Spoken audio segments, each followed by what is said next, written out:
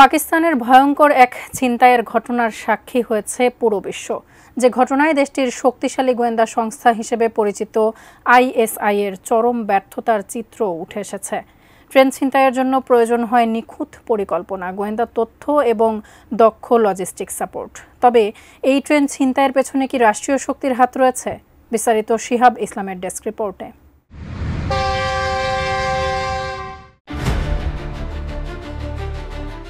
বিশ্বের ইতিহাসে ট্রেন ছিনতাইয়ের ঘটনা খুবই বিরল।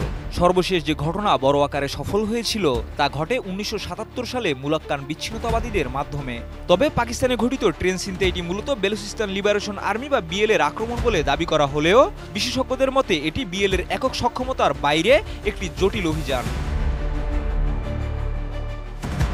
এই ছিনতাইয়ের পেছনে সবচেয়ে বেশি প্রশ্ন উঠছে, একটি চলন্ত ট্রেন যদি প্রত্যন্ত এলাকায় চলতে থাকে তা ছিনতাই করতেও প্রয়োজন হয় নিখুঁত সময়, গোয়েন্দা তথ্য এবং লজিস্টিক সমর্থন।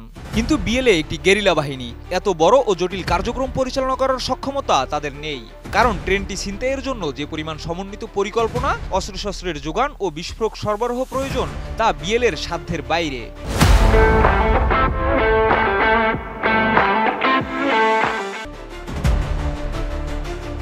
বিশেষজ্ঞরা বলছেন, ট্রেনটির নির্দিষ্ট অবস্থান ও গতি নির্ধারণের জন্য প্রয়োজন ছিল উন্নত গোয়েন্দা তথ্যের।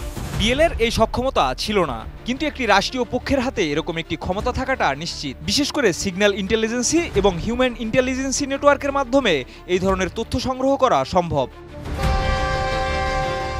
জাফর এক্সপ্রেসের উপর হামলার স্থানগত নির্ভুলতা রাষ্ট্রীয় পৃষ্ঠপোষকতার ইঙ্গিত দেয়। বিএলএ একাই এই ধরনের হামলা করতে সক্ষম ছিল না, এমনকি তারা এই কৃতিত্ব নেওয়ার পরও সন্দেহ রয়ে গেছে। তাদের জন্য সম্ভবত কোনো রাষ্ট্রীয় শক্তি গোয়েন্দা তথ্য, প্রশিক্ষণ এবং অস্ত্র সরবরাহ করেছে। এছাড়াও বিশেষায়িত প্রশিক্ষণ ও সুড়ঙ্গ অভিযানে কৌশল জানার বিষয়গুলো এই হামলার পেছনে রাষ্ট্রীয় পরিকল্পনার সম্ভাবনা শক্তিশালী করেছে।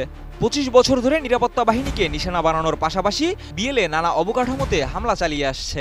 কিন্তু এবার জনপদ থেকে ২৫ মাইল দূরে সুড়ঙ্গের ভেতরে ট্রেনটিকে লক্ষ্যবস্তু বানানোর মাধ্যমে তারা একটি বৃহত্তর কৌশলগত লক্ষ্য পূরণে ভূমিকা রেখেছে। এ ঘটনার পর বিশেষজ্ঞরা একমত, এটি একটি বৃহত্তর রাষ্ট্রীয় পরিকল্পনার অংশ হতে পারে। রাষ্ট্রীয় শক্তি বলতে বিশেষ করে পাকিস্তানের কোনো শক্তিশালী সংস্থা বা বাহিনী এমন পরিকল্পনা পরিচালনা করতে পারে, যেখানে বিএলএ প্রাসঙ্গিক ভূমিকা পালন করেছে। কিন্তু তাদের পেছনে রয়েছে উন্নত গোয়েন্দা তথ্য ও লজিস্টিক সমর্থন। তবুও এ ঘটনায় প্রক্সি যুদ্ধের বৈশিষ্ট্য দেখা যাচ্ছে, যেখানে রাষ্ট্রীয় শক্তি বিদ্রোহী গোষ্ঠীগুলোকে ব্যবহার করে তাদের উদ্দেশ্য বাস্তবায়ন করতে পারে। শিহাব ইসলাম, এটিএন নিউজ।